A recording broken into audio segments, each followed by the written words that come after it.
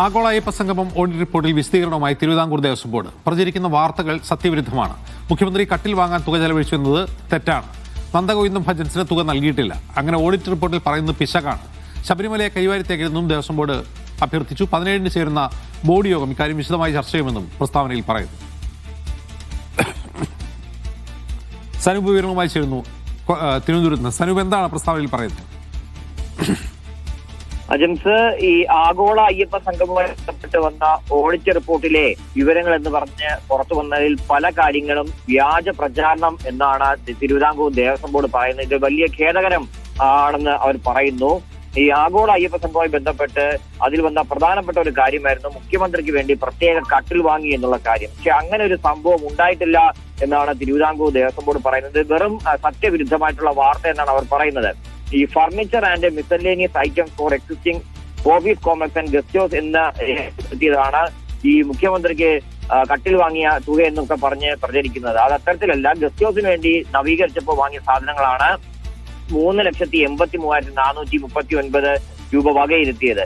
ഇതിലാണ് ചിലർ തെറ്റിദ്ധരിച്ച് മുഖ്യമന്ത്രിക്ക് വേണ്ടി കട്ടിൽ വാങ്ങി എന്ന് പറയുന്നത്. തിരുവിതാംകൂർ ദേവസ്വം ബോർഡിന് വേണ്ടി വാങ്ങിക്കുന്ന സാധനങ്ങൾ അത് ദേവസ്വം ബോർഡിന്റെ വസ്തുവാണ്. സാധനം അതുപോലും മനസ്സിലാക്കാതെയാണ് ഈ സത്യവിരുദ്ധമായിട്ടുള്ള കാര്യങ്ങൾ പ്രചരിപ്പിച്ചിരിക്കുന്നത്.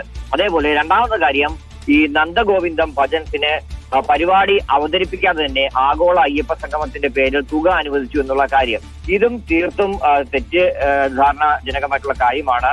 അതിൽ വന്ന ഒരു പിശക് ഈ ചാർട്ടേഡ് അക്കൗണ്ടന്റ് ഇത് തയ്യാറാക്കിയപ്പോൾ വന്ന പിശകാണ്. കാരണം ഈ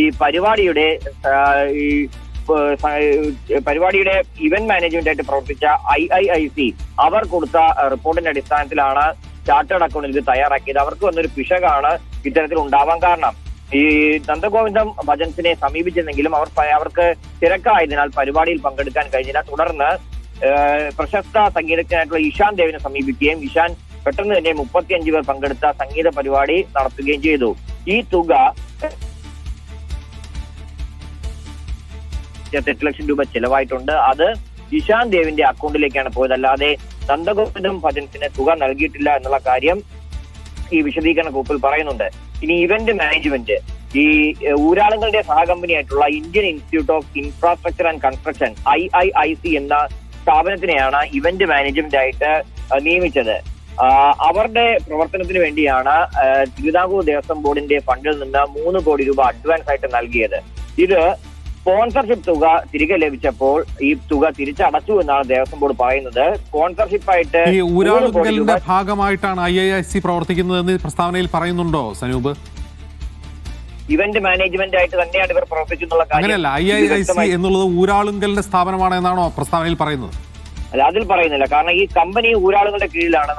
ഞാൻ തന്നെ പോയി റിപ്പോർട്ട് ചെയ്ത പരിപാടിയായിരുന്നു ആഗോള അയ്യപ്പ സംഘം. നമുക്കറിയാം ഈ IIC ആരുടെ കീഴിലാണെന്നുള്ള കാര്യത്തിൽ അന്ന് നമ്മൾ ഈ വാർത്തയൊക്കെ കൊടുത്തതുമാണ്. അപ്പൊ ഇതിൽ നിലവിൽ ഇപ്പോ ഊരാളുകളുടെ സഹകമ്പനി എന്നൊന്നും പറയുന്നില്ല.